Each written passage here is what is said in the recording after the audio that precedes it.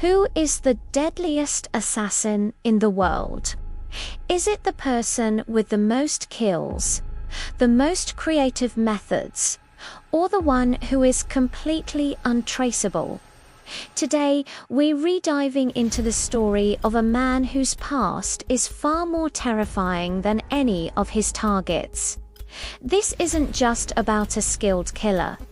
It's about the shadows that created him and the journey he takes to break free. Imagine a world where survival is a privilege, not a right. Our story begins with a young boy known only as Subject Zero, raised in a clandestine facility called the Crucible. The Crucible wasn't a school. It was a factory designed to produce perfect human weapons. From the moment he could walk, his life was a relentless series of brutal tests, both physical and psychological.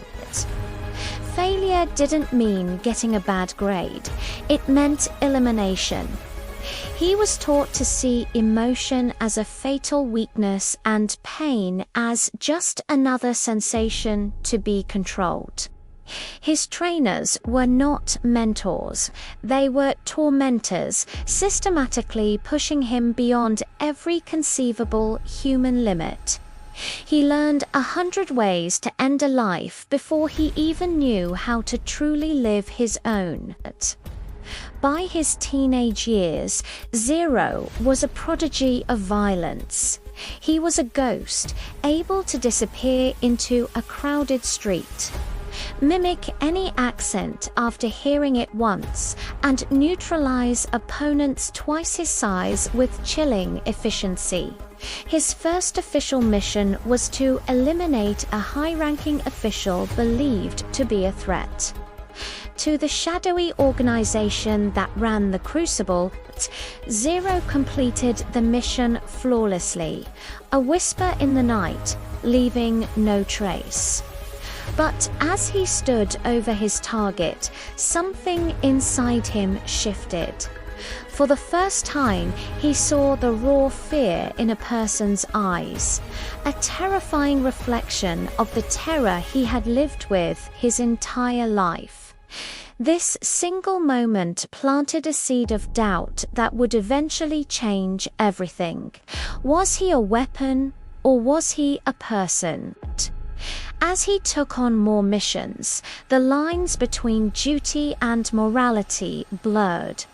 He was sent after warlords, corrupt politicians, and rival agents.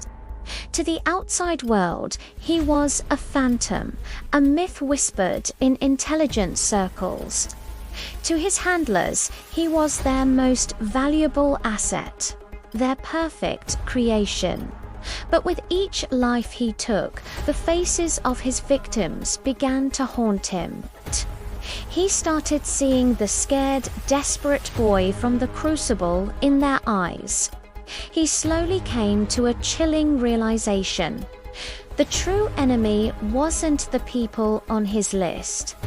It was the system that had forged him into a killer. The very people who gave him his orders were the architects of his dark past and the jailers of his soul. The definitive turning point came during a high-stakes mission in Vienna. His target was a brilliant scientist who had supposedly developed a devastating bioweapon.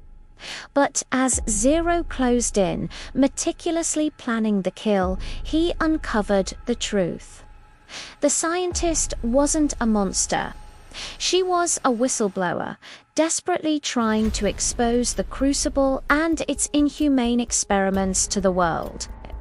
His handlers had lied. They weren't maintaining global order. They were ruthlessly silencing anyone who could reveal their existence. In that moment, standing on a rain-slicked Viennese rooftop, Subject Zero made a choice. He was no longer their tool. he was no longer their weapon.